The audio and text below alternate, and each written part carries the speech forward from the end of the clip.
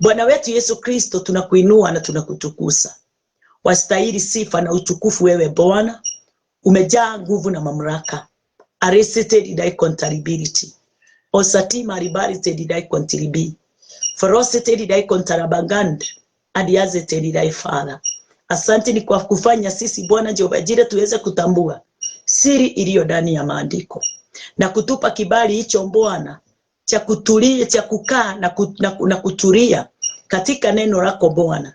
Sababu tulijua ya kwamba watu wale walitangulia mwanzo hawakutambua, akina Abraham, akina Moses, akina Noah, akina Adam, hawakutambua kile walipokuwa wanaandika juu yake.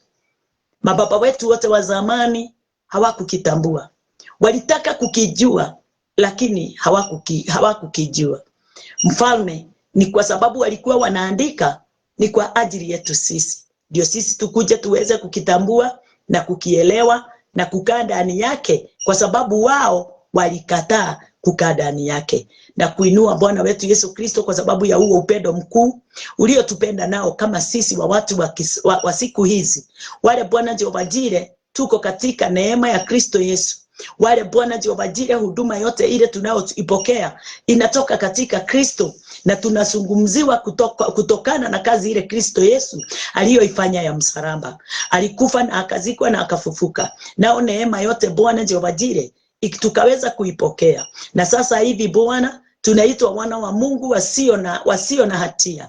Wale Bwana Jehova Jireh umewasimamisha katika neema na katika utukufu. Wale Bwana Jehova Jireh mfalme unaowafanyia kazi kulingana na vile wewe upendavyo kwa utukufu wako Bwana. Ninakutukuza leo Bwana Jehova Jireh, ni kujua na kuelewa ya kwamba mapenzi yako kila wakati Bwana Jehova Jireh yadumu ndani yetu mtakatifu. Ate wakati ule Bwana Jehova Jireh tulipokea hiyo kazi yako na tukaiamini, tulifanyika kuwa chombo kile Bwana Jehova Jireh hakingeweza kuondoka ama kutolewa ndani yako. Sisi Bwana Jehova Jireh ni wale uliosema ya kwamba ate wale wote walio wako hakuna mtu wale wote walio mkononi mwako hakuna mtu anaweza kukunyang'anya. Asante Bwana wetu Yesu Kristo, kwa sababu ya kuamini hiyo kazi uliyoifanya, sisi tulifanyika kuwa wana na tukafanyika kuwa mmoja pamoja nawe, na tukawa Bwana mfalme tunakaa ndani yako na wewe ndani yetu. Na hakuna mtu hata mmoja, hata nani, hata shetani wala malaika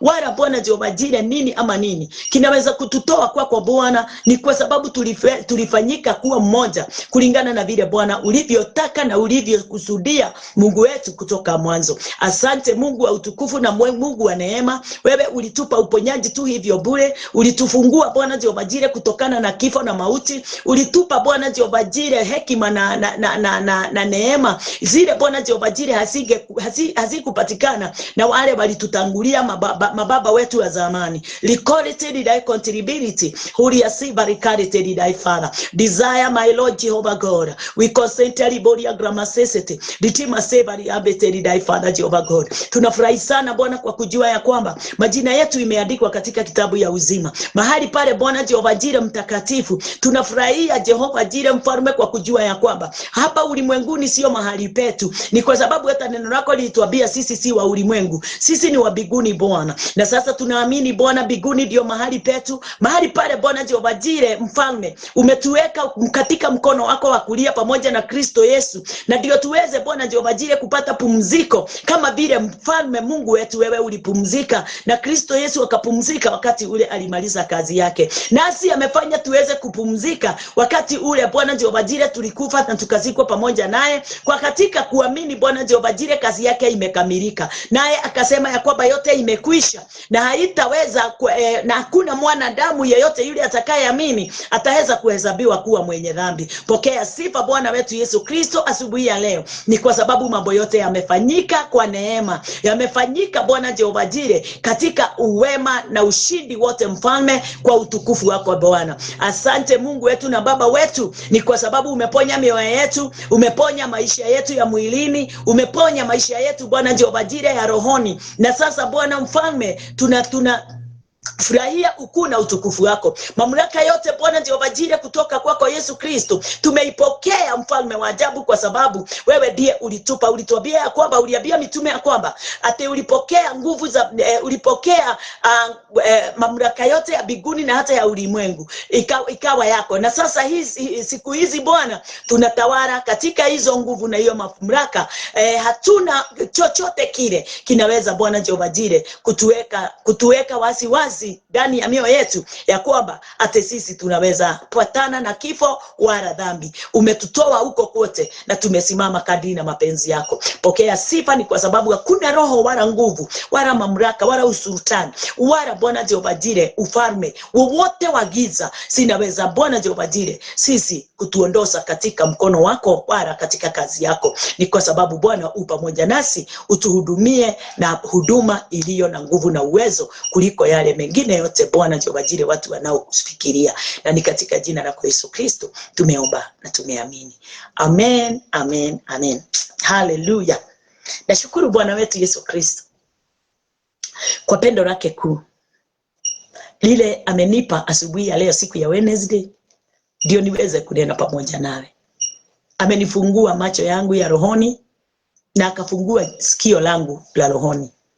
Moyo wangu una furaha, moyo wangu una nguvu.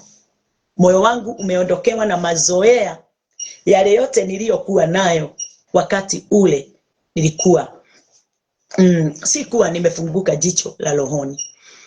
Nilikuwa katika upumbavu, nilikuwa katika kujituma, na nilikuwa nafikiria ya kwamba mimi ndio nilifanya kazi ndio niweze kuingia katika wokovu. Nalikuwa tena ninafikiria, na hivyo ndivyo watu wengi walivyo, wanafikiria ya kwamba wao ndio wamejiingiza katika wokovu wa Bwana kwa sababu waliamua kuingia. Wokovu wa Bwana hakuna uamuzi wa mwanadamu. Hiyo ni jambo moja nilikuja kujua. Wokovu ule unaitwa wokovu wa Kristo na wokovu wa msalaba. Hakuna kazi ya mwanadamu inafanya kazi pale. Kwa sababu jambo moja nilikuja kujua na nikaelewa ya kwamba kama ulimwengu, kama tulipokea uzima wa milele kabla ulimwengu haujaumbwa, so inaonekana ya kwamba tulipokea ufalme wa Mungu kabla sisi hatujazaliwa. Kwa hivyo Mungu hakuhitaji nguvu ya mwanadamu, Mungu hakuhitaji maombi ya mwanadamu, Mungu hakuhitaji msaada wowote kutoka kwa mwanadamu. Tena Mungu hakuhitaji pesa yetu wala kitu chochote ama dhabihu yoyote ile mwanadamu anaweza fikiria anaweza toa. Kwa hivyo kupokea neema hii ya wokovu ndani ya Kristo, tuliipokea tu hivyo bure kwa upendo wake, kulingana na kitabu ya Roman, kulingana na kitabu ya Roman, na nitaisoma katika kitabu ya Warumi. Wacha tufungue pamoja nawe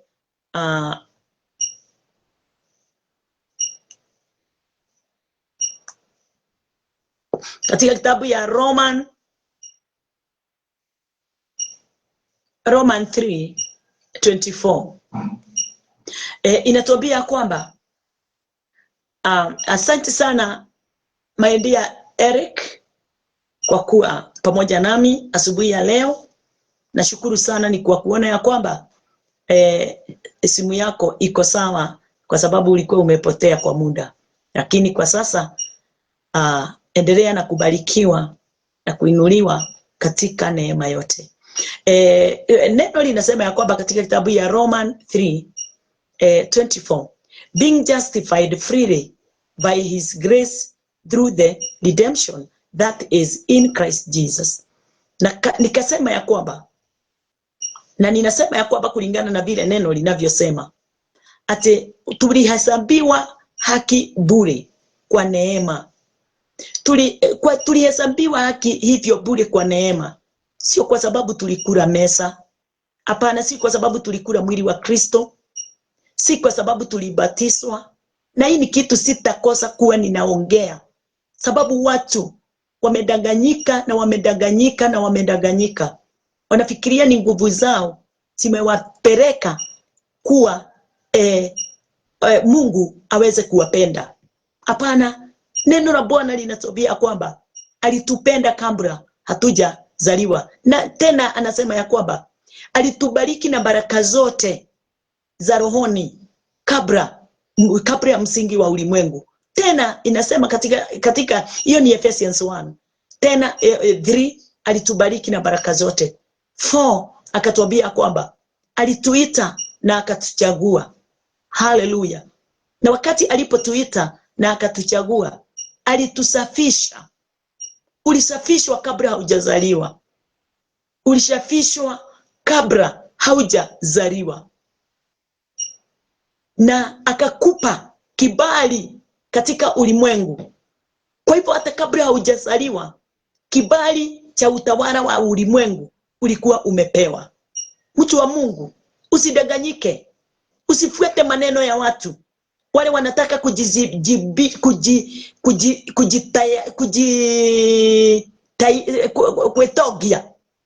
kujitajirisha na wewe. Wale wanataka kukuonyesha kama wako na kazi kubwa wanafanyia Mungu, lakini ile kazi wanayofanya ni ya kufanya watu wengi waweze kutoka, yani kupotoka katika njia za Bwana, na kufanya watu wengi waweze kuchoka na kuona kama Mungu ni wa uongo. Tunaona kama Mungu, yani kwa kulingana na vile tulifundishwa kutoka mwanzo, tulikuta mambo kama haya yote iliyo hata saa hii iko, tuliyakuta wazazi wetu wakiwa wameongozwa nayo. Na sisi wakati ule walituzaa, tuliyafuata yale walikuwa wameongozwa nayo. Na wakati ule tuliingia katika huo mwongozo wao, tulifanana na wao.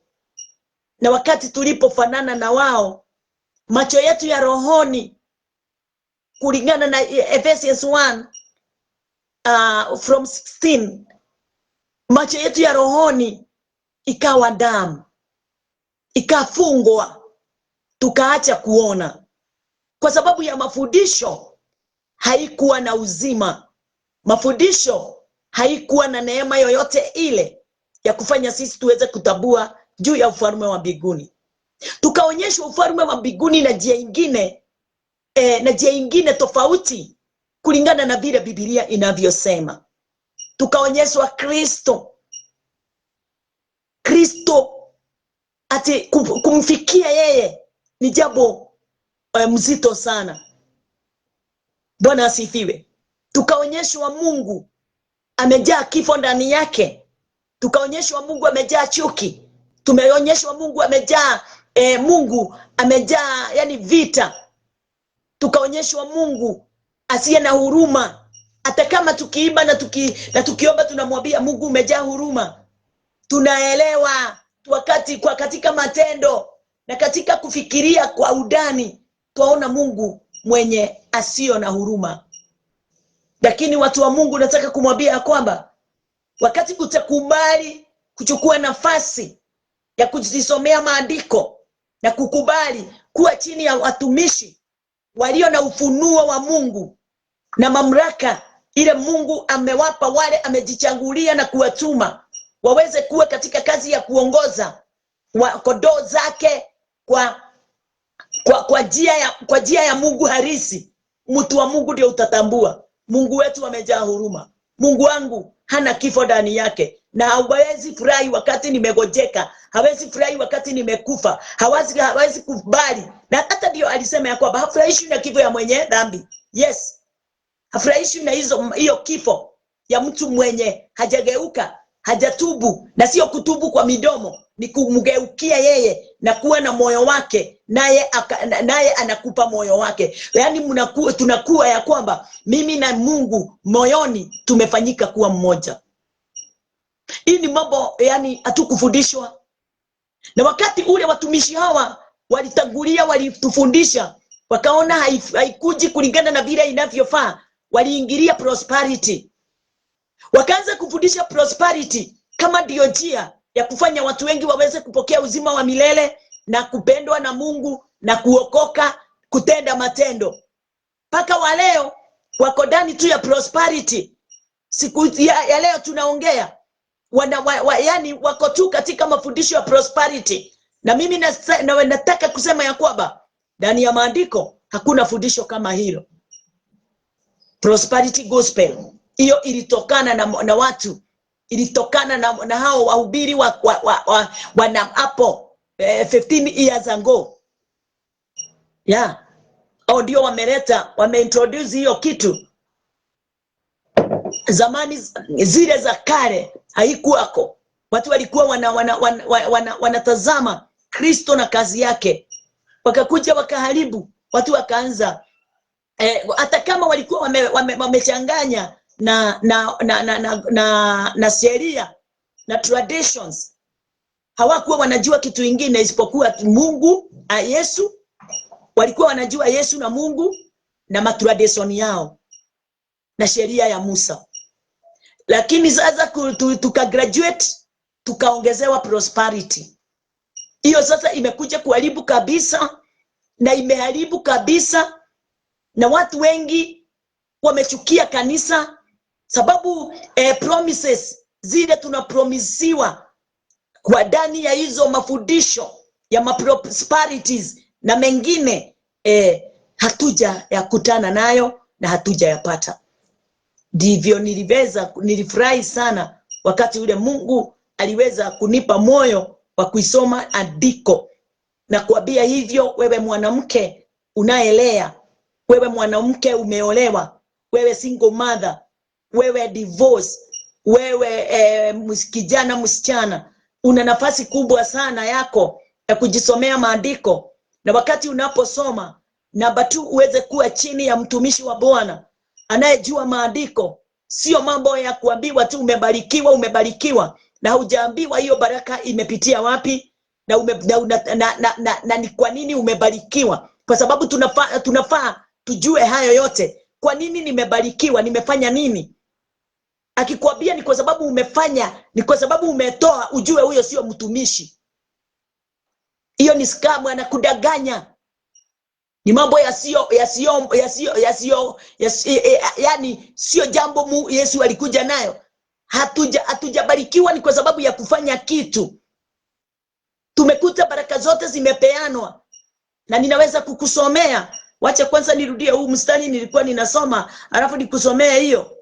Biblia inasema ya kwamba being justified freely by his grace through the redemption that is in Christ Jesus.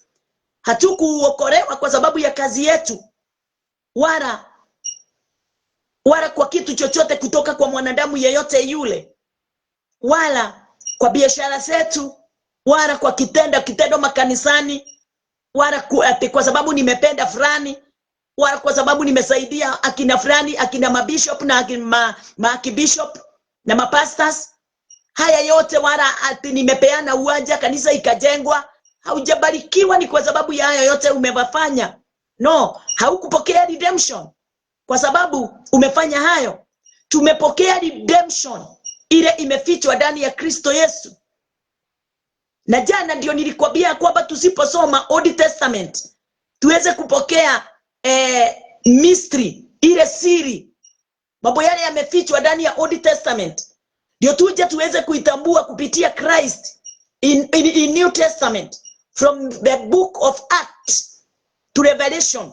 Sababu hayo ndio wanatambulisha yote yale Kristo Yesu aliyoyanena from Matthew, Mark, Luke and John.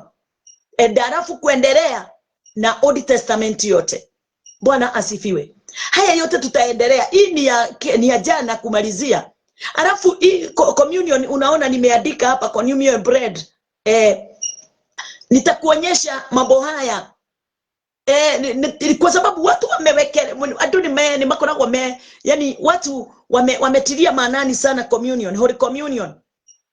Wametilia maanani sana. Wanaona ndio kama ndio njia ya kwenda mbinguni. Wanaona kama ndio njia ya kuwafanya wapendwe na Mungu. Hapana. Tutakuja kuangalia hiyo, na ndio nimeiweka pale. Ndio wakati wote unaingia katika hii topic uweze kuwa ukitarajia kujua Kwa nini wakati ule tuna yani kwa nini nimesema ya kwamba at communion hiyo tunaita Holy Communion na blood of Christ. Kwa nini ninasema ni mambo ninaita, yani ninasema ni mambo ni ya uongo? Tulifundishwa katika uongo, hatukuelezwa kulingana na vile kikamilifu inayohitajika tuweze kuitambua, tuweze kuelewa. Bwana asifiwe. Matthew, Mark, Luke and John, ukweli Yesu alikula pamoja na mitume, na ninakuambia ya kwamba Matthew, Mark, Luke and John, Yesu hakuwa amekufa, na Yesu alisema ya kwamba ate wakati atakapokufa hata kula tena wala kunywa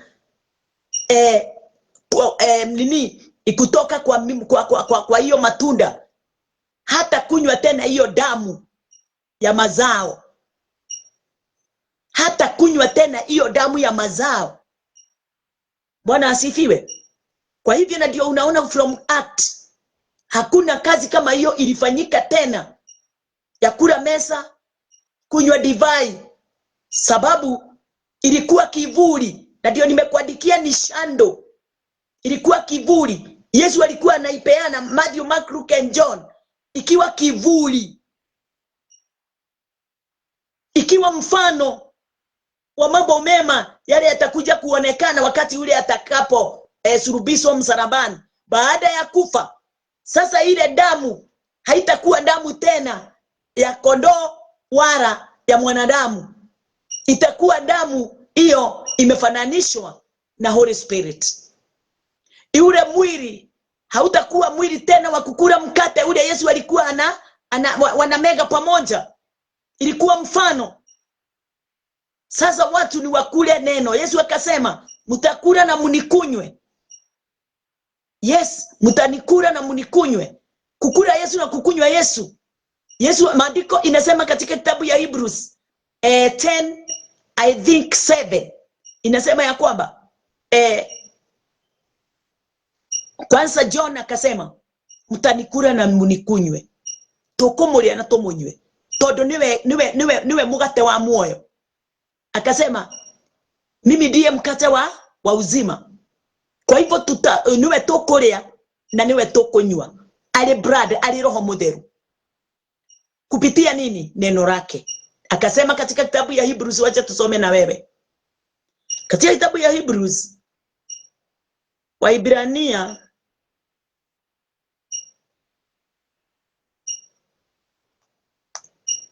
Waibrania 10 mstari wa 7, wacha niangalie kama ndio hiyo. Akasema ya kwamba then said I come in the volume of the book it is written of me to do thy will O God.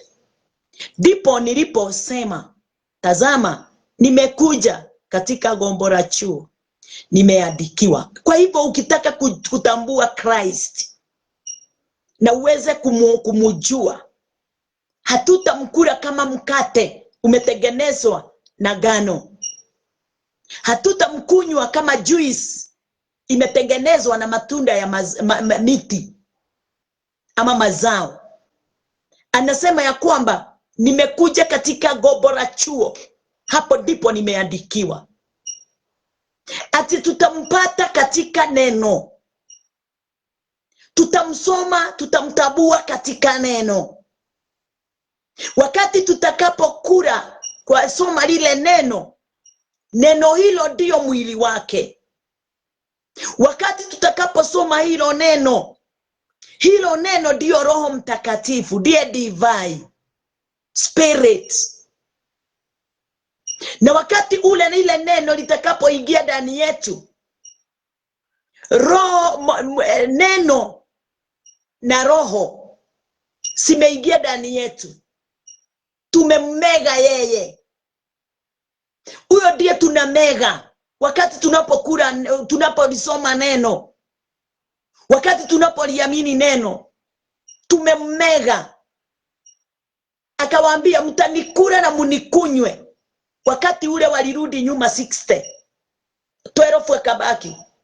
Na Yesu akauliza mitume, hata nyinyi mnataka kwenda? Petro akamjibu katika roho, akamwambia, twende wapi na wewe ndiye uko na uzima wa milele? Wakati tunapolisoma neno, hapo ndipo tunapokea uzima wa milele. Katika kitabu ya John, wacha tusome pamoja nawe. Katika kitabu ya John 5:39 and 40. 39 and 40 inasema, such the scriptures, for in them you think you have eternal life, and they are they which testify of me. Ati mwayachunguza maandiko kwa kudhani, kwa sababu mnadhani kwamba ninyi mna uzima wa milele. Mna uzima wa milele ndani yake. Na hayo ndio yanayonishuhudia. Kwa hivyo wakati tunapolisoma neno ndio linashuhudia Christ and God. Ndio linatunenea na kututambulishia Kristo na Mungu, vile wanaitanishwa, vile walivyo, na Yesu ni nani kwa Mungu na Mungu ni nani kwa Yesu. Kwa hivyo sio wakati wa kukibiria mkate ule umetengenezwa na ngano na divai ile imetengenezwa na miti na matunda. Hiyo yote wakati inapoingilia kwa midomo yetu, tunaenda choo, tunaikunia na tunaikojoa, tunaitoa na jazo. Yani tunatoa hiyo, tuna sweat, inatoka. Kwa sababu chochote kiingiacho katika mdomo chaenda kutupwa, chaenda chooni. Lakini kile kinapofanya mtu aweze kunajisika ni kile kitokao katika moyo. Bwana asifiwe. Kulingana na neno la Bwana linatuonyesha na kutufundisha ya kwamba uzima wa milele umefichwa ndani ya Kristo. Na Kristo huyu hayuko katika mwili siku ya leo. Alitoka katika mwili akafa. Na Biblia ikatuambia wakati alipofufuka, sasa ako katika mkono wa kulia wa Baba. Kwa hivyo wakati alipokuwa na mwili kama huu niko nayo, alikaa pamoja na mitume wale 12 na watu wa wakati huo. But wakati ule alikufa, akatoka katika ule mwili kama ule tuko nao, alifanyika kuwa mwili wa roho. Na wakati alipofanyika kuwa mwili wa rohoni, ndio ako katika mkono wa Bwana wa kulia. Na sasa ndio sisi tuweze kumtambua. Tunamtambua na yale aliyoyafanya wakati ule alikuwa katika mwili, na yale yaliandikwa na manabii na our forefathers. Kwa hivyo hatumtambui Christ kwa kumguza, hatumtambui Christ kwa kumuona. Tunamtambua Christ kwa kumuamini. Nyakati tuko ni za kumuamini. Nyakati tuko sio za matendo. Sio kama wakati wa Old Testament. Walikuwa nyakati za matendo. Walikuwa wanafikiria wakitenda matendo watamfurahisha Mungu. Lakini maandiko inatuambia kwamba matendo haina kazi katika nafasi ya uungu. Matendo yote iliondolewa. Na neno linatuambia kwamba katika huo mstari wa 40, and you will not come to me that you might have life. Tunapokea uzima wa milele kwa wote wale wanaolisoma andiko. Uzima wa milele unatoka katika kulisoma neno na kuliamini. Watu wengi wamelisoma neno lakini hawaliamini. Haleluya. Kusoma unalisoma na unaweza soma hata chapter 10, lakini hakuna kitu unatoka nacho pale isipokuwa tu hadithi zile nilikuwa ninamwambia jana. Ndani ya maandiko haya mnaona Biblia imejaa hadithi za kila aina. Na ukikosa kuelewa wala kutambulishwa, kuelezewa kama vile ninakuelezea na kufafanuliwa zile hadithi zinanena juu ya nini, utakuwa katika nafasi ya upotofu. Hautatambua yale imeandikwa namna gani. Na ndio neno linasema katika kitabu ya Romans, wacha tuende katika kitabu ya Roman 10. Katika kitabu ya Warumi 10, Roman 10 inasema ya kwamba Roman 10 13 inasema, for whosoever shall call upon the name of the Lord shall be saved. Number 14, how then? Sawa, swali moja anauliza. Hebu surudia pale juu. Inasema ya kwamba for whosoever shall call upon the name of the Lord shall be saved. Alafu number 14, kuna jambo unahitajika uweze kuliangalia kwa makini sana, sababu watu wamesimama na number 13 wamedanganyika kabisa. Kwa ukweli wamekuwa fooled na kusoma neno na kulisikia neno kwa wengine pasipo kutambua hivyo imeandika inaendelea kusema namna gani hapo chini, ndio uweze kuomba maombi yako iweze kusikika, ndio uweze kulitia jina la Bwana na uweze kukubalika. Unafikiria tu ni kusimama na kusema Baba ninakupenda, ate Baba niandikia jina langu katika kitabu ya uzima. Bila tulidanganywa, ate kujeni tunaombewa, tunaambiwa semeni nyuma yangu. Nyuma yao tulisema, lakini tulifanyika kuwa waibilisi mara pili kualiko, sababu tulidanganyika, tumeigizwa katika kitabu ya uzima na tayari tulikuwa gizani. Na wakati wametuambia turudie, tumerudia giza ile tayari iko ndani yao, sababu hata wao hawajatambua ya kwamba ufalme wa mbinguni haupokelewi kwa kusema. Ufalme wa mbinguni, uzima wa milele, unapokelewa kwa kuamini. Na ni kuamini nini? Sio kuamini ulimwengu wala mambo yaliyo ulimwenguni, ni kuamini ufalme wa mbinguni na kazi iliyo ndani yake. Na kazi iliyo ndani ya ufalme wa mbinguni sio ingine isipokuwa tu ni kazi moja: kufa, kusikwa, kufufuka kwa Kristo Yesu. Na ndio unaona hata wakati ule tunasikia fulani alikufa, hata Lazaro yule alifufuliwa na Kristo. Wakati alifufuka, ni mambo gani yalinena ya mbinguni? Hakuna. Na watu wengine wanaota ndoto wakituambia kwamba ate walienda mbinguni, waliona nyota ikiwa na waliona hata nyota tusionaga na hivyo na tutakwete waliona malaika, malaika wako hata saa hii waliona kule mbinguni viona vitu zingine, waliziona, wakaona kiti cha rehema, wakaona nini. Wacha nikuambie, hata Kristo Yesu wakati alipokufa na akaenda kwa Baba, alafu akarudi ulimwenguni, kwa wakati ule alikaa na mitume 40 days baada yake kukufa, hakuzungumzia ya mbinguni, alizungumzia, Biblia inatuambia kwamba aliwakumbusha yale aliyowafundisha. Haleluya! Katika kitabu ya Mark 16, aliwafundisha yale yote alikuwa amewanenea wakati ule walikuwa pamoja, wakati ule miaka 3.5 walikuwa pamoja. Hakunena ate ni nini kiko mbinguni. Tunaelewa vizuri sana. Hata wakati Lazaro alifufuka, hakunena ya mbinguni. Nani mwingine alikufa? Uniambie nini alinena ya mbinguni? Bwana asifiwe. Mtu wa Mungu, tunahitajika kuwa na akili njema. Tunahitajika kuwa na moyo. Wakati wote tunaposikiliza neno, ninaposoma, ninaona ya kwamba katika huo mstari nilikuwa nimeufungua, inasema ya kwamba ate kwa kuwa kila atakayelitia jina la Bwana ataokoka.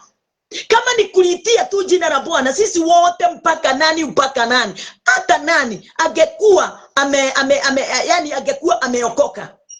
Lakini kwa sababu wokovu haupatikani na kulitia tu jina la Bwana, ni urajigwa. Hatupokei uzima wa milele tu kwa kulitia jina la Bwana. Kuna kazi ingine from there 14 inasema, how then shall they call on him in whom they have not believed?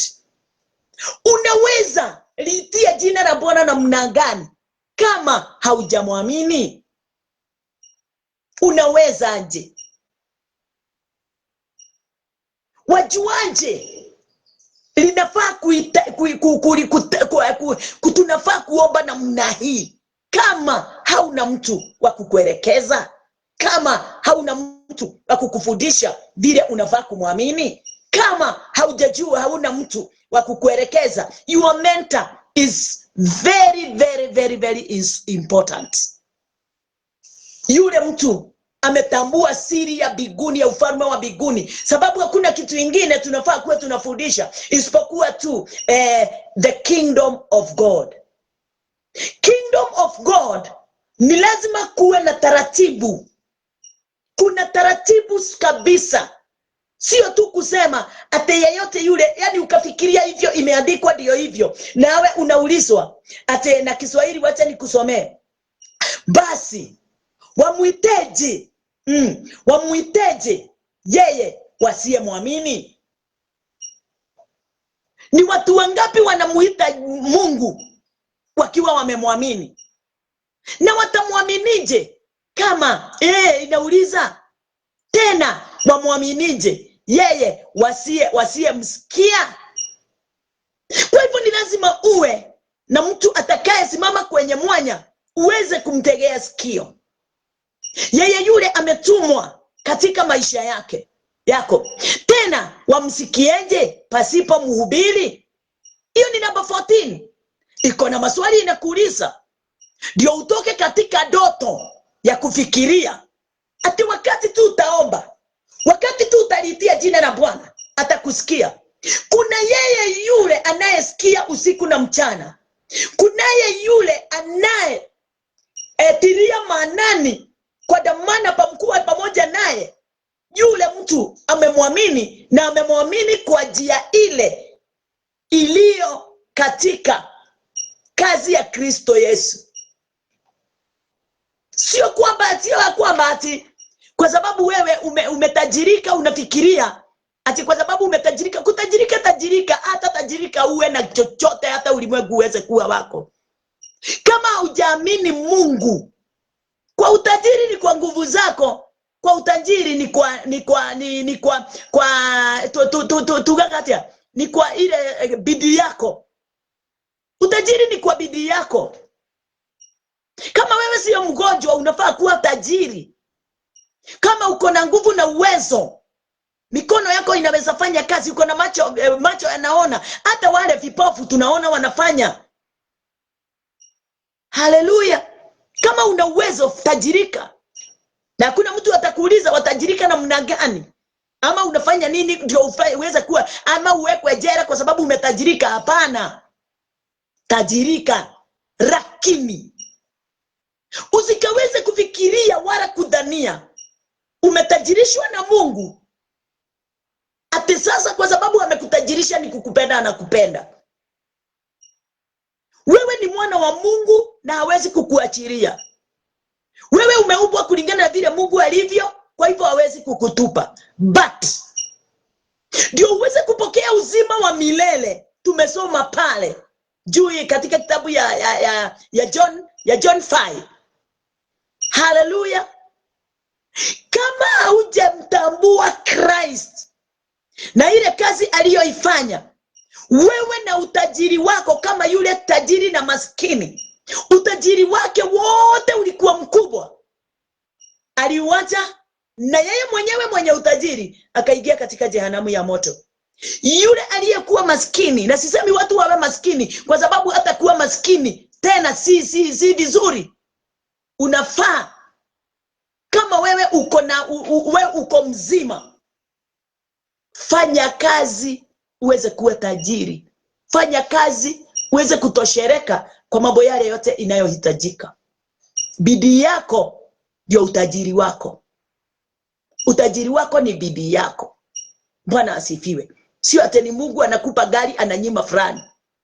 Sio ati ni Mungu anapatia fulani nyumba mpaka wengine wanalala nje, mwingine akiwa na kimashont, mwingine akiwa na kibungaro ya room dhate na inabidi ndio watu wanalala. Hapana, Mungu sio wa hiyo aina. Mungu hawezi kupenda huyu achukie yule. Kazi ya Mungu sio hiyo. Neema ya Mungu iko juu ya kila mmoja wetu. Kama vile kama vile alivyotuzaa katika uzao mmoja na njia moja, hivyo ndivyo hata utajiri ameupeana. Wacha tuone pamoja nawe. Wacha tuone pamoja nawe katika kitabu ya Ephesians. Ephesians 1 inasema ya kwamba mstari wa 3. Blessed be the God and the Father of our Lord Jesus Christ, who hath blessed us with all spiritual blessings in heavenly places in Christ. Kwa hivyo, mimi na wewe tumebarikiwa na baraka zote za rohoni. Tumebarikiwa.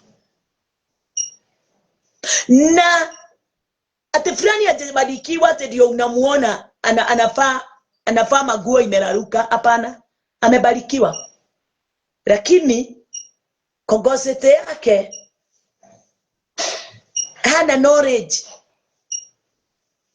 Hafikiri vile anaweza toka katika hiyo shinda ya nini? Ya umaskini. Atumii, hana knowledge, hana kuelewa, hatabui katika udani wa akili zake. Anaonekana kama ako na akili nyingi, lakini hazifanyi kazi katika nafasi hiyo. Wengine wameokoka, lakini wanashidaga makanisani wakiombaomba. Tulitoka katika hiyo enzi za upumbavu na ujinga. Ni wakati wa mwamko mpya. Ndio tusichukie neno la Bwana, tusichukie makanisa, na tusichukie watumishi wale wametumwa. Tuache kuwatoshanisha na wale wengine wa kujiita na kujituma. Sababu kunao wa kujituma na kujiita, na wale wengine wameitwa na watu. Bwana asifiwe. Tumebarikiwa na baraka zote za rohoni. Mungu hajasema nimebariki Wajaruo wala Wakikuyu, ama si ati nimebariki mapastors, ama nimepatia mapastors nafasi ya kuiba washirika wao, hawakuwapokonya. Hapana, tumetolewa huko kwote. Wale wote tunaosoma Biblia, wale wote walitoka katika nafasi ya kusomewa. Sasa wanasoma na kuwafuata watumishi wao wale wamepewa ufunuo wa kuwafafanulia siri iliyofichwa ndani ya maandiko. Haleluya. Wanaelewa mapenzi ya Mungu. Acha tuangalie nayo 4. Kwa sababu hiyo ni jambo la kwanza. Watu wote wamebarikiwa na baraka moja itosha nao. So, kama unaona mtu wako na gari hata wewe unayo, ni wewe umefunga mikono yako na miguu na akili. Umefunga mkono, miguu na akili. Ukiwaona wakiwa na gari, ujue kuna bidii wametia ndio wanunue nyumba, kuna bidii wametia ndio wajenge. Haleluya. Mashamba, kuna bidii wametia ya kununua, kupalilia shamba na kutengeneza chakula huko, na ndio wanakula chakula cha mazabani. Ndio unaona wako na mboga zao, wako na mahindi yao. Ni kazi walifanya, haikujipanda. Si Mungu alipanda wala malaika. Ni wao walisimama katika mwanya, wakatoa fedha, wakapalilia shamba, na ile shamba ikawapa chakula. Wakauza, wakanunua gari, wakauza, wakanunua mashamba mengine, wakauza, wakalipa shule ya watoto wao, wakauza, wakalipa manyumba yao. Yani mambo kama yale. Wakafanya biashara, wakabadilishana fedha na vitu zingine, mpaka wakafika katika nafasi ya kuweza kufanya mambo yale unawaona nayo. So nakwambia wewe umeokoka, Wewe unakaaga kanisani ukigoja Bwana alete baraka, na kuambia umedanganyika. Toka katika hiyo upumbavu, ingia katika biashara, ingia katika kazi, fanya kazi, nunua nguo, haleluya, nunua chakula, fanya ile mambo inayohitajika katika maisha yako. Yale yote unaotamani, nunua vitanda, nunua ngondoro, nunua vikombe na vijiko. Sio Mungu anapeana. Kwa Mungu hakuna kawe. Ate nataka ikombe ya kawe, Mungu shusha. Hapana, hakuna kitu kama hiyo. Hata fedha, usipoenda uvulie mtu mwingine nguo, hautapata fedha. Enda uvue na utapata fedha ya kununua kiberiti. Toka katika ububavu. Maombi hakuna kitu inaweza kupa. Maombi ni ya kushukuru mambo yote yale Mungu ametufanyia. Ametupa baraka zote za rohoni. Number 2, according as he had chosen us in him before the foundation of the world, that we should be holy and without blame before him in love. Bwana asifiwe. Alitufanya alitufanya kabla ya msingi wa ulimwengu kuwekwa, na akatufanya kuwa holy without blemish. Hatuwezi stakiwa. Yani amekufanya, na alikufanya kabla ya msingi. Kwa hivyo alikutayarishia mambo yote, na akakuita katika ulimwengu. Umezaliwa na mzazi wako. Huo ndio mwito sasa uliujimbu wa kuingia ulimwenguni. Amekuchagua. Sasa nao kuchaguliwa ni katika kazi yake. Haleluya. Wakati alipokuchagua, alikufanya kuwa holy. Alikusafisha. Neno linasemaje kwa Kiswahili? Kama vile alivyotuchagua katika yeye kabla ya kuwekwa msingi wa ulimwengu, ili tuwe watakatifu, watu wasio na hatia mbele zake katika pendo. Yule mtumishi wa Bwana anakuambia kwamba uweze kutengeneza uhusiano wako na Mungu. Hakuna kitu kama hiyo. Wewe hata hauwezi kutengeneza uhusiano wako na Mungu. Bwana ndiye alitengeneza uhusiano wake na wewe. Sio wewe unatengeneza, sio wewe ulimchagua, sio wewe ulimuita. Yeye ndiye alikuita. Kwa hivyo alikuita kwa sababu anakupenda, na akaangalia uhusiano wako na yeye akaona ni uko sawa. Akakuachilia katika ulimwengu uweze kuwa ulimwenguni. Bwana asifiwe. Alafu akakutazama tu na jicho lake la neema. Na wakati alipokutazama, akafanya uweze kuwa nani? Akatazama, akaona wewe unafaa kufanya nini? Kufanya kazi yake katika ukamilifu, ukiwa faithful. Akakuchagua. Nani huyo alichagua? Wewe. Nani huyo alichagua? Mimi. Na nikisema wewe, sitaki kujua wewe ni mwizi, wewe ni shetani. Alikuchagua. Ukiwa hivyo unajiona ukiwa shetani, sababu watu wengine wanajionanga wakiwa masetani kwa sababu ya kuua watu wengi. Wamemwaga damu sana, wengine wametoa watoto, wengine wamefanya Mungu hayo yote hahesabu. Anasema mimi nilikuita na nikachagua na nikakufanya kuwa holy. Gayo gweneguoe oguoe tiguo gayo. Vile wewe unavyojua sio vile Mungu anajua. Mungu anaelewa na anajua ya kwamba yule aliyeleta ulimwenguni hana mawaa.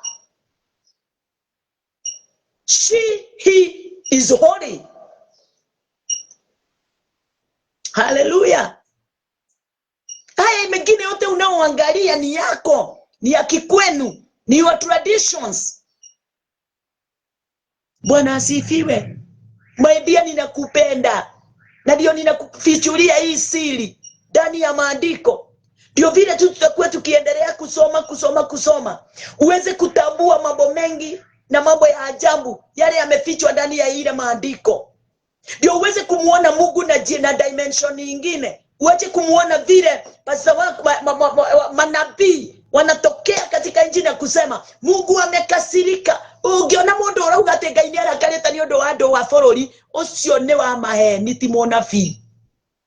Ngai ndangĩrakario nĩ bũrũri. Nĩ waigua? We nĩwe wagĩte, we nĩwe wĩrakarĩire we mwene. Sababu Mungu alipeana neno, tulifuate, na tukilifuata kulingana na mapenzi yake vile aliliandika, haleluya, hatutakutana na hiyo tunaita hasira. Hatutakutana na haya tunasema ya kwamba ate ubaya wa kutoka kwa Mungu. Hapana, utakuwa katika amani, katika furaha, katika yani utafurahia ndani ya Kristo.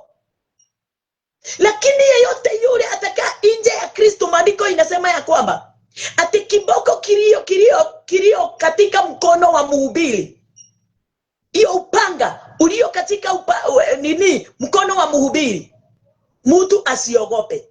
Na ukiona unaogopa, umefanya kinyume na mapenzi ya lile neno la Mungu. Bwana asifiwe. Kwa hivyo ni nani anajiwekanga katika hali za kuogopa, hali za mateso, shida na matatizo? Ni mwanadamu mwenyewe. Kwa nini? Kwa sababu amelidharau neno la Bwana. Neno umepewa la kukuongoza, na wakati unakatali kuongoze, ukifanya kinyume nalo, utaogopa. Haleluya! Utaogopa. Ukifanya mapenzi yake ya lile neno, utakuwa na amani na furaha. Kwa hivyo sio Mungu anayepigana nami. Sio Mungu amenikasirikia. Sio Mungu anaua watu. Mungu anaweza ua watu namna gani? Anaua huyu, anaua huyu, amegojeka, anaacha mwizi aliua watu 10. Kamutageruta na andu aritu maroragirwo. Korwo Ngai ni akiuraganaga ri ndatuwe angiambiriire ucio uragite ciana citu muno. Ona Tanzania ri gutirauraganirwo, ndangikimoragite. Kungikorwo Ngai no akirakario ni waganu uria wina andu. Kakwina waganu ukirite kuraga andu a Ngai,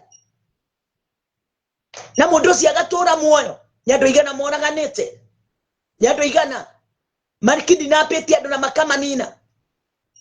Ndwirute na maundu maria urona. Utige kwisiria uguo roiga ati tondu ni urahenanirie ati ndio sasa uko na homa. Kuodaganya tu ikafanya uwe na homa, ukasirikiwe. Wacha kujiwekelea mambo isiyo na msingi. Wacha kujiwekelea, wacha kujijudge. Mungu akujudge, wewe ndio unajijudge. Hata Yesu akasema. Bwana asifiwe. Ndio ninakwambia asubuhi ya leo, mambo mengi mnayaona tunayafuata. Uni msingi ninakupa, ndio wakati tunapoendelea. Ukinifuata vyema, utaweza kuelewa neema ya Kristo, ile imefichwa ya Mungu, ile imefichwa ndani ya maandiko yake. Ndio tuweze kumuona Mungu waziwazi kwa upendo wa ajabu. Mungu, maandiko inasema, kwa vile Mungu aliupenda ulimwengu, alitupa mwana wa pekee kwa yeyote atakayemwamini. Shida ile tuko nayo, hatuamini. Tunalisoma neno kama vile tunataka kuiba wimbo ule tunataka kuiba. Ule atumia tuwe sinkine, tuinaga rwimbo rwothe ruria tukwenda kuina tondu rwina thauti njega, sauti mzuri. Vile limechanganywa na wale walimpigia huo. Iko sawa, iko sawa. Haleluya. Ndaguthaitha mundu wa Ngai, ni twahenirio na hatire bata gukwira undu ungi. Ni twahenirio uguo twerirwo Ngai akoragwo tiguo, na mau mothe twerirwo ati matumaga Ngai akenio ni ithuĩ gutikoragwo. Ngai akenagio no mundu uria tu ogarurukite akahonoka, na ti uria oherete, ni uria ogarurukite na njira ya gwitikia oro wake. Mwathani arogocwo, wira wa Kristo. Haleluya. Twahenirio biũ, twabatithio. Ni twetwo maritwa makuria iguru ati ma John na uria John ahanaga tanie. John no tanie nie ndibatithĩtio na ate a Lydia njĩtagwo Lydia na nĩ kũrĩ mũtumia wetagwo Lydia maandĩko-inĩ. Na angĩkorwo mami witũ kama mama yangu aliniita Lydia akiwa analinganisha na hiyo Lydia ya maandiko, kazi bure. Kama sijaokoka siwezi paenda kupatana na Lydia yule wa maandiko. Ndingevie ni Lydia wangapi watakufa na wakufe kifo ya kufa. Sasa tunaita watoto ni uongo tumedanganyika na huko ndani. Ati sasa hiyo jina liko na neema. Neema gani? Hata kama Mariamu mwenye kuzaa Yesu kama hakugeuka aokolewe na amini kazi ile mwanae alifanya, jehanamu ni yake. Lakini angalia, unaona tunamuona mahali popote pale Yesu, hata wakati Yesu alikuwa ana msalabani.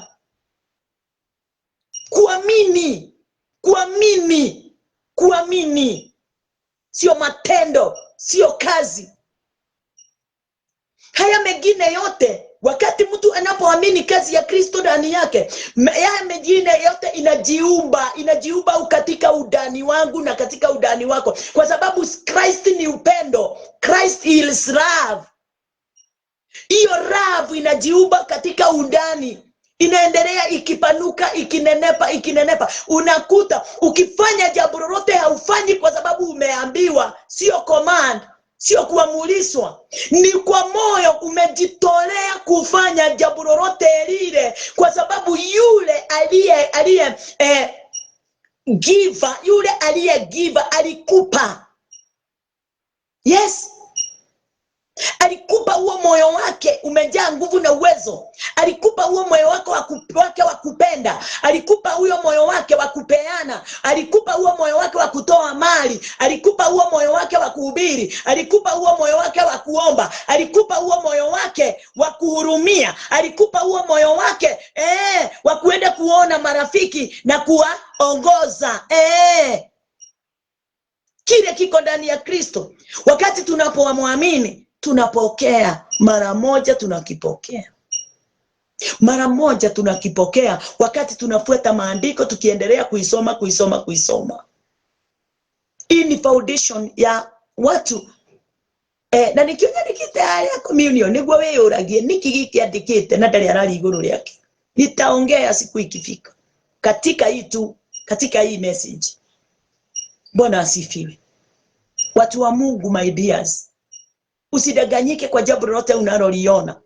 Usione mtu amekuwa na mali nyingi ufikirie ate amebarikiwa. Mlevi huyo amebarikiwa, mwizi huyo amebarikiwa, na wewe umeokoka haujabarikiwa. Nyinyi wote ni watoto wa Mungu, lakini ako na bidii yake ya kuimba, ako na bidii yake ya kufanya kazi, ako na bidii yake ya kuua, ako na bidii yake ya kufanya yale yote anayoyafanya, imemtajirisha.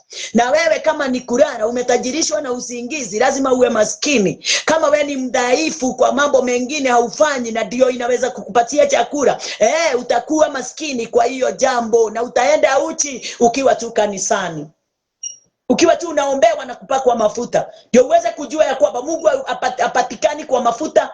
Mungu hapatikani kwa kuombewa maombi mengi na kuwekelewa mikono na miguu. Mungu hapatikani kwa kugaragario. Ni wangapi umegaragario mara ngapi kila Sunday na hakuna mabadiliko? Umeradherwa prophesy. Umeprofesaiwa mara ngapi na hakuna mambo inatukia? Umeenda makazini ngapi na hauoni mabadiliko? Ni wangapi watumishi wa Mungu umelala nao, wamekudanganya wakakwambia nikilala na wewe utapokea hiyo unataka, unalala mpaka anakuzalisha.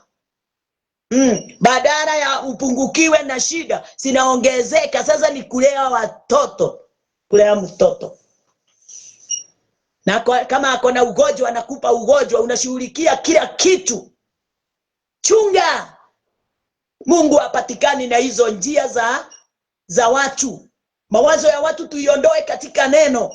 Neno tulisome na moyo wa Mungu. Na mahali pale katika neno lilituambia, na hawatambui ya kwamba hilo maandiko ndio linawapa uzima wa milele. Hawanikaribia ndio niweze kuwapa uzima wa milele. Kumkaribia ni kumwamini. Bwana asifiwe. Haleluya. Tuko pamoja. Niye ngenaga nikiugo kia Ngai. kinanifurahisha sana. Naendelea na nikiendelea ninasema ya kwamba siku ya jana tukasoma neno tukaliachia pale, tukasema tutakuja kulisoma katika kitabu ya ya Luke 24, vile Yesu alipokuwa anaenda katika mji wa apostles, disciples walikuwa wanaenda Emmaus. 24:25. Luke 24:25. Mimi najua kuna wakati siku moja haya mnaona nikiyahubiri itapokelewa na watu wengi na itakuwa chakula ya watu wao. Wataregret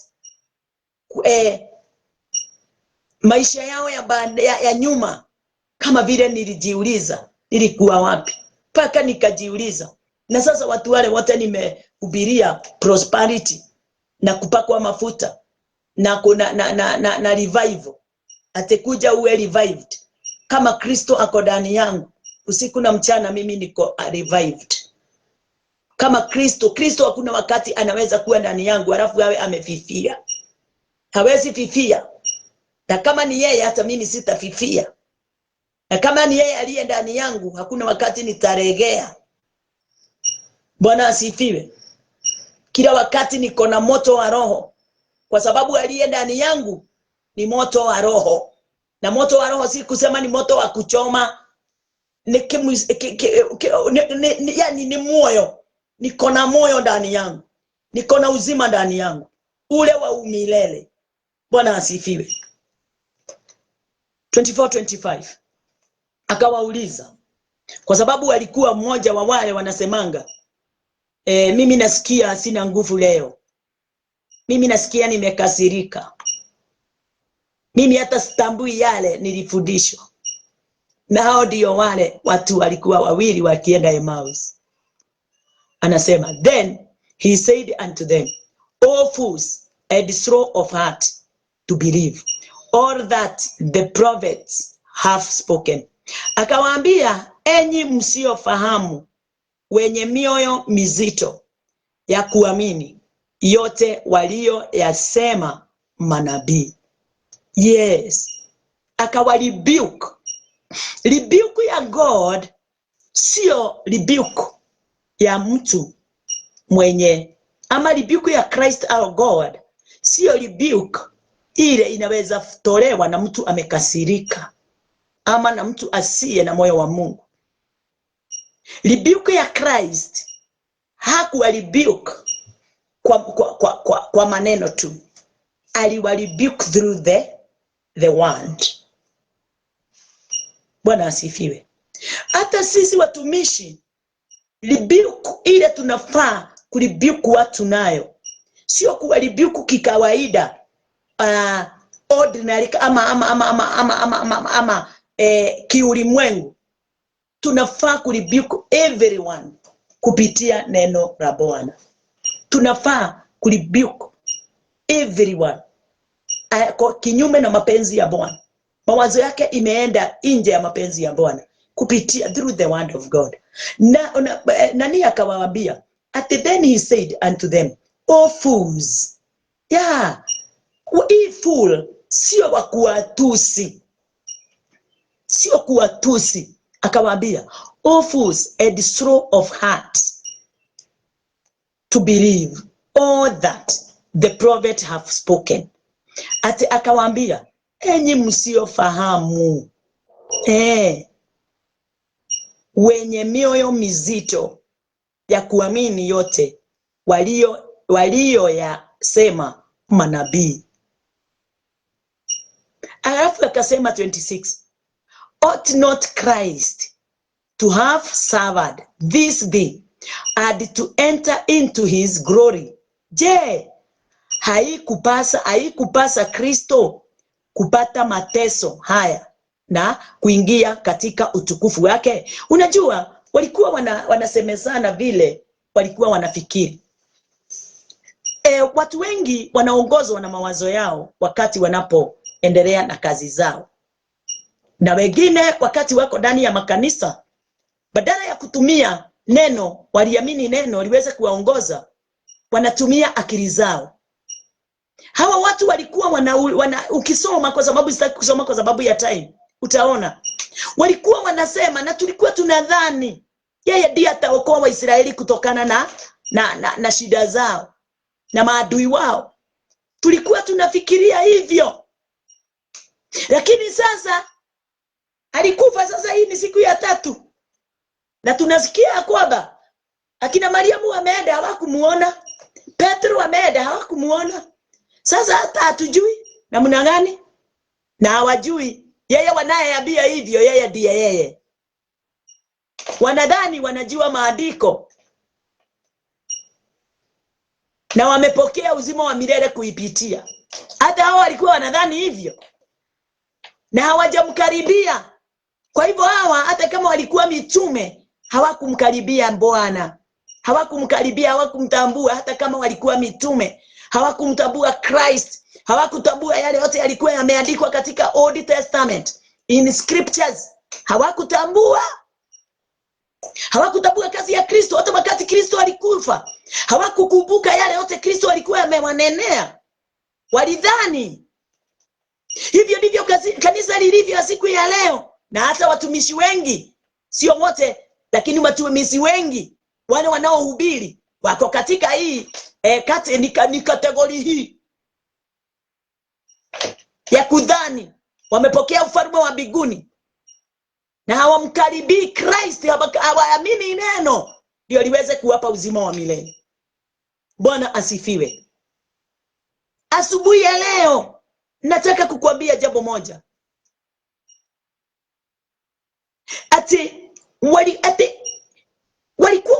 Walikuwa wananena kumhusu yeye, about Christ, na hawaelewi ni yeye wako naye. Walikuwa wanamwambia ona matira tabura miaka 3.5 matiamumenyire.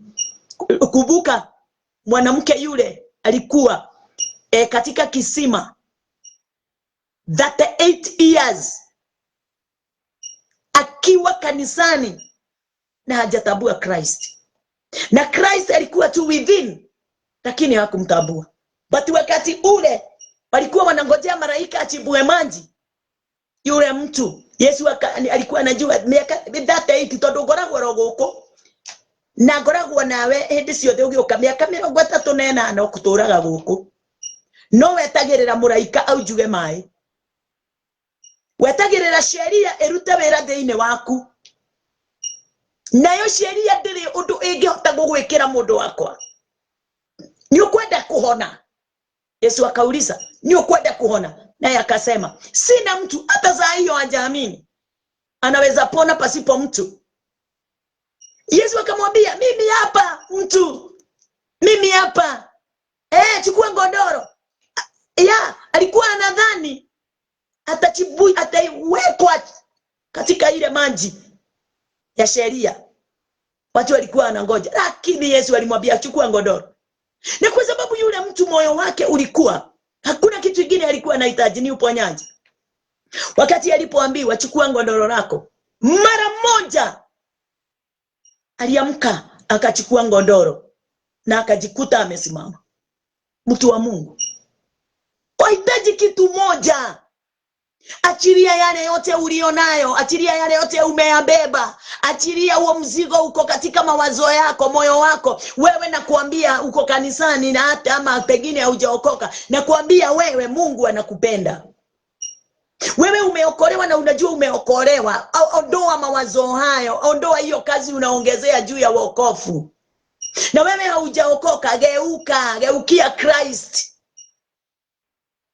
Haleluya. Amini neno na utaona utukufu wa Mungu katika maisha yako. Miaka 12 akakaa katika ni madaktari.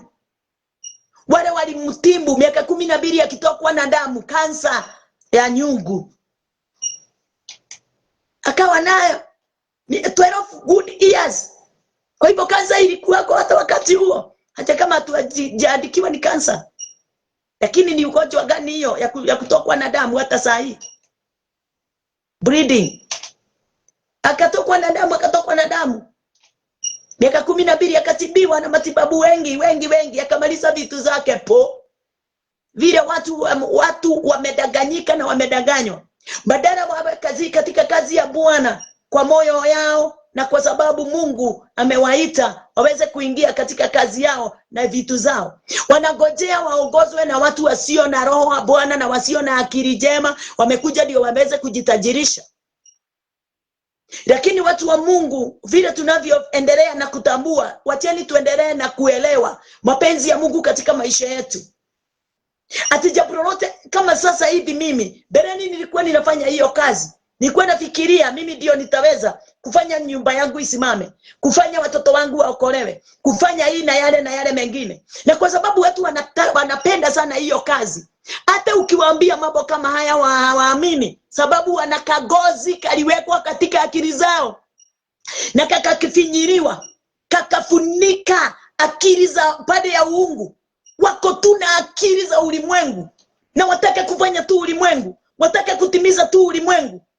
Wakati unajaribu kuwageuza ndio waingie katika neema freely, wapokee hiyo neema pasipo na kazi yoyote, pasipo na mambo yoyote.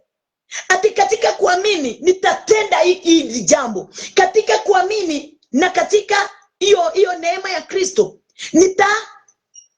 nitahubiri, nitapeana hii kitu. Ni kwa sababu ya kuna hiyo, huyo mtu anaitwa Christ, upendo huo wa kufanya jambo lolote lile, mimi nikiwa nimejiamulia, mimi nikiwa ninajipendea, sio kuamurishwa.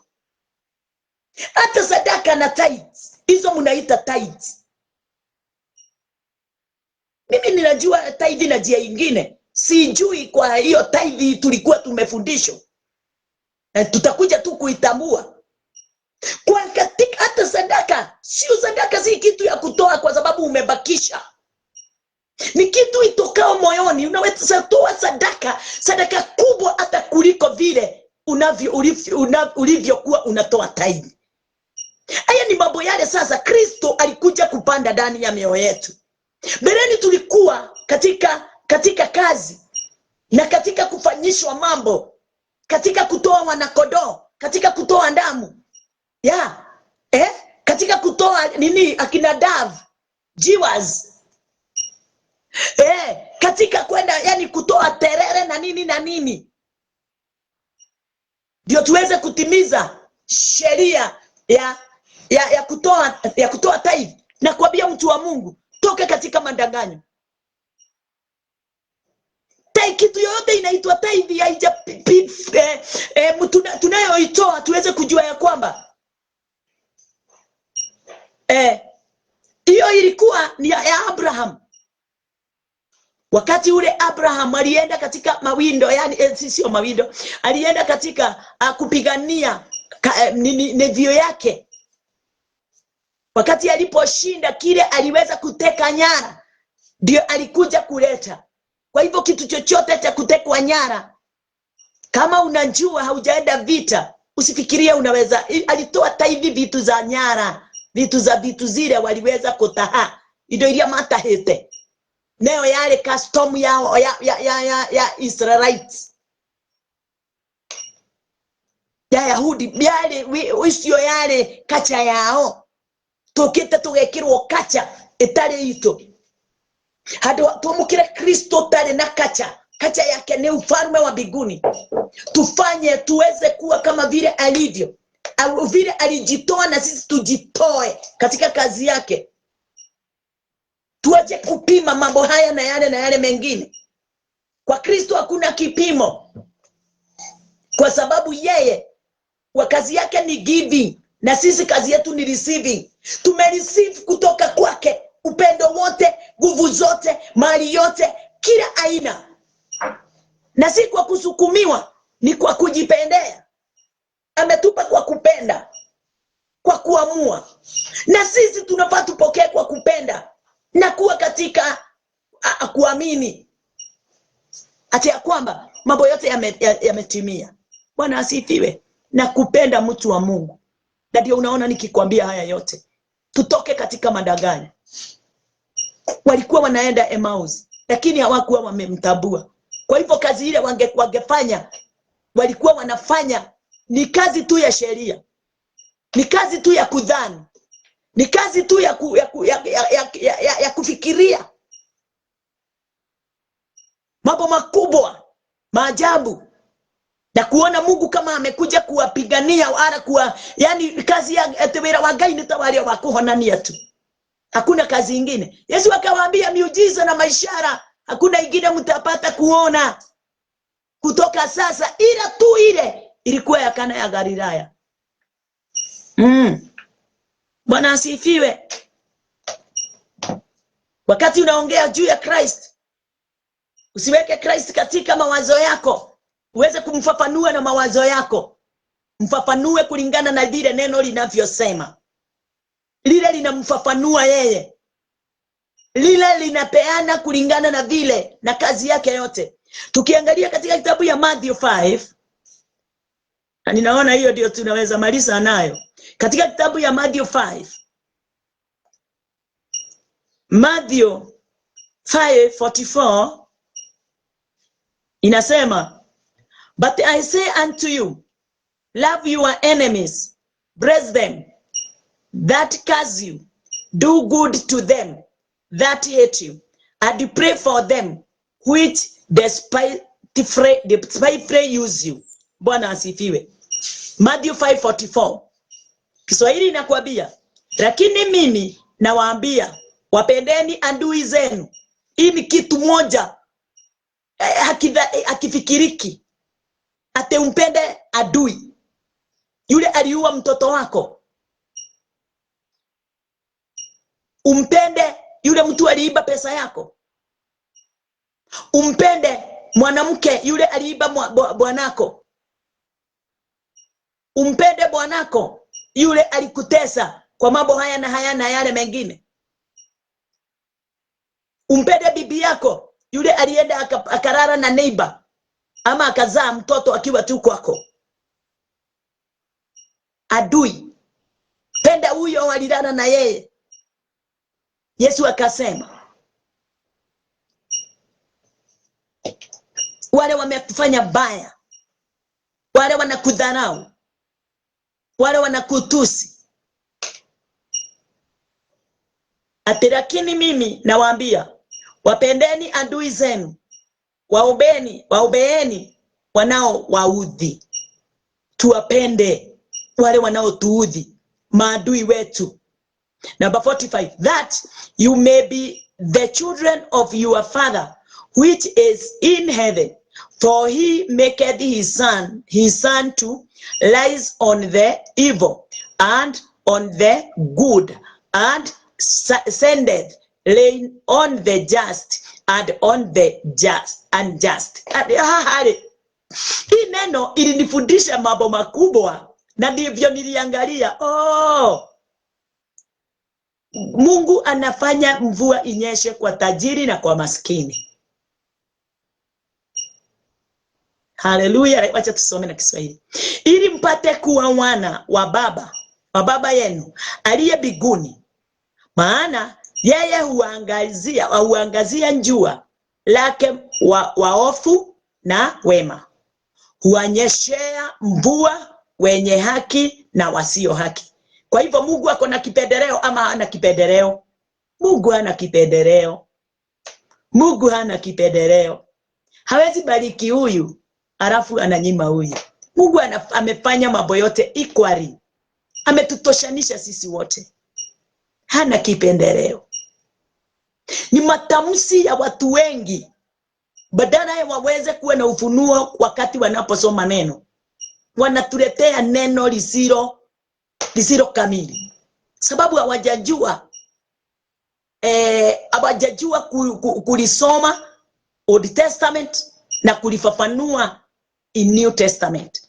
Old Testament hii inasema akiua auawe, akitoa jicho na yeye atolewe. Lakini New Testament inatuambia badala ya kutenda mambo hayo yote, Old Testament ilikuwa imesema, Yesu akasema, wapendeni maadui zenu. Waobeeni wale wanaomuudhi, wale wanaomfanya mabaya, au maadui yako, waobeeni. Yesu akapanguza yale yote yalikuwa yameandikwa katika Old Testament.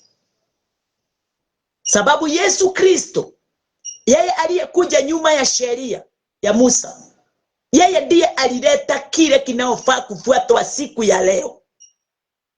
Na tutafuata kile Yesu aliyokinena. Alisema ya kwamba nimeondoa sheria, ndiye mtu yeyote yule atakaye niamini ni apokee uzima wa milele. Yesu kumwamini ni kupokea neema, na hiyo neema ndio inazaa uzima wa milele. Number 46. Tunafika hapo 45. Bwana asifiwe.